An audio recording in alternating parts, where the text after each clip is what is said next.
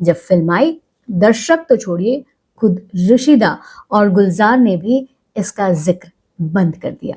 सवाल उठता है, क्यों?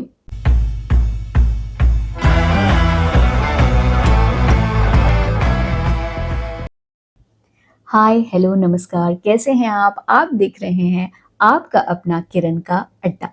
किरण के अड्डा में बात उस फिल्म की जिसे गढ़ा था ऋषिकेश दा ने। ऋषिकेश दा यानी ऋषिकेश मुखर्जी, जिनकी हर एक फिल्म मास्टरपीस रही, लेकिन ये जो फिल्म है, ये चूक गई।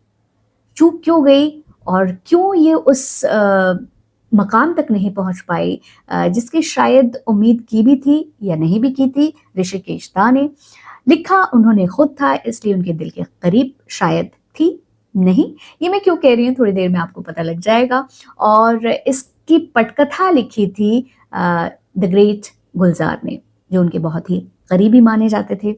असल में इस फिल्म का जिक्र करने से दोनों ही परहेज करते रहे बाद के वर्षों में, जब भी उनसे इस बार इस फिल्म के बारे में पूछा गया तब। अब सस्पेंस खत्म करती हूँ। वैसे आपने जो थंबनेल देखा होगा उससे आपको अंदाजा लग ही गया होगा। मैं यहाँ बात कर रही हूँ विजय अरोड़ा की फिल्म सबसे बड़ा सुख की, जो 1972 में रिलीज हुई। कहानी दो दोस्तों की है, एक है लालू और दूसरा है शंकर। लालू शहर जाता है, वहाँ से लौटता है, वहाँ की रंगीनियत देख के लौटता है और गांव पहुंचता है तो अपने दोस्त के साथ वो सब चीज़ शेयर करता है। फिर दोनों जाते हैं, मुंबई जाते हैं, वहाँ पे रंगीन वहाँ की दुनिया देखते हैं, वहाँ की लड़कियों को देखते हैं और उससे बहुत मुतासिर होते हैं और अपने जीवन में उसे उतारने की कोशिश करते हैं। लेकिन फिर फिल्म का एंड आते आते उन्हें समझ में आ जाता है कि असली सुख मानवता में है या स्किन फ्लिक शो में नहीं है। तो ये फिल्म का मर्म था, ये फिल्म थी और सामाजिक संदेश शायद देने की कोशिश की थी, लेकिन इसका मेन जो थीम था वो सेक्स था। हम आनंद देखते हैं, गोलमाल देखते हैं और खूबसूरत देखते हैं, तो उसमें कहीं भी बड़े बड़े प्यारे और निराले तरीके से हर एक चीज़ों को पिरो के सामने रखा गया है। वो एक कैरेक्टर बुनते थे, किरदार बुनते थे, लेकिन वो यहाँ इसमें फेल हो गए। इस फिल्म को ऋषिदा ने खुद लिखा, लेकिन पटकथा डेवलप कराई गुलजार से, जैसा मैंने अभी आपको बताया। न कहानी में वो धार थी, न गुलजार के डायलॉग्स में वो रवानगी थी।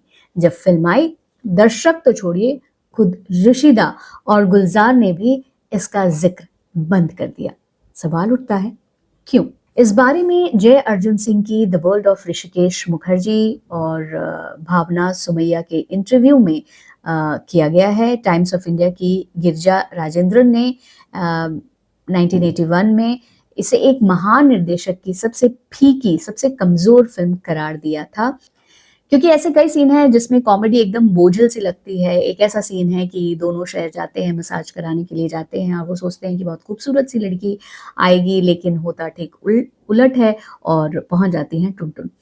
तो इसमें ज़बरदस्ती की ठूसी हुई कॉमेडी लगती है और कई ऐसे ड्रामेटिक डायलॉग्स हैं जो कि अजीब से लगते हैं, बेतरतीब से लगते हैं। जैसे लालू जब गाँव जाता है, वो बोलता है मैं दोस्त को अपने ये एक के लिए कुछ फ़ोटोज़ लाया हूँ, कुछ पिक्चर्स लाया हूँ, तो माँ सोचती है कि शायद कोई भगवान की फ़ोटो होगी, लेकिन वो होती कुछ और ही है।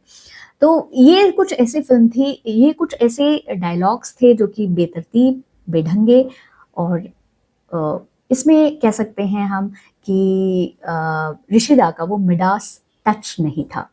गिरिजा राजेंद्रन का जो आर्टिकल था उसमें उन्होंने लिखा कि उस समय ऋषिदा खुद बहुत बीमार थे और इसी की झलक इस फिल्म में मिलती है। जब इसे सेक्स के इर्द-गिर्द बुनने को लेकर सवाल पूछे जाने लगे तो ऋषिदा ने खुद कहा था कि सेक्स को नैतिकता से जोड़ना सही नहीं, पौराणिक कथाओं में भी ऐसा है। शायद वो एक सामाजिक सवाल उठाना चाहते थे, लेकिन फिल्म अधूरी रह गई। 1998 में एक इंटरव्यू में भावना सुमैया से बात करते हुए ऋषि दा ने जो कहा था वो कोट अनकोट मैं आपको पढ़ के सुना देती हूँ।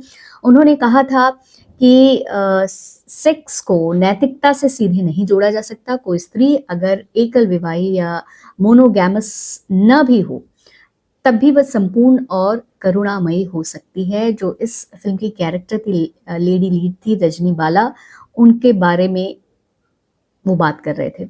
तो क्या आप ऐसी स्त्री की निंदा करेंगे, या जो सेक्स वर्कर्स होती हैं उनको लेके शायद उन्होंने कुछ कहने की कोशिश की थी। हमारी पौराणिक कथाओं में भी इस जटिल श्रेणी के लिए जगह है। उन्हें 5 कन्या कहा जाता है: अहिल्या, द्रौपदी, तारा, कुंती और मंदोदरी। फिल्म चारों खाने चित इसलिए भी हुई क्योंकि इसमें, जैसा मैंने कहा, वो जादुई टच, वो प्यारा सा टच नहीं था।